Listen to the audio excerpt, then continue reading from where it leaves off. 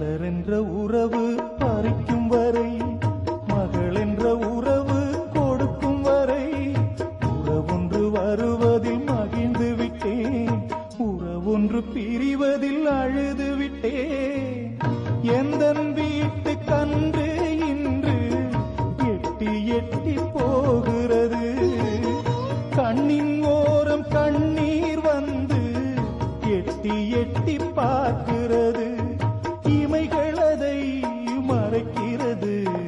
மரகத வல்லிக்கு மணக்கோலம், என் மங்கள செல்விக்கு மலர் கோலம். கண்மணி தாமரை கால் கொண்டு நடந்தாள், கண்களில்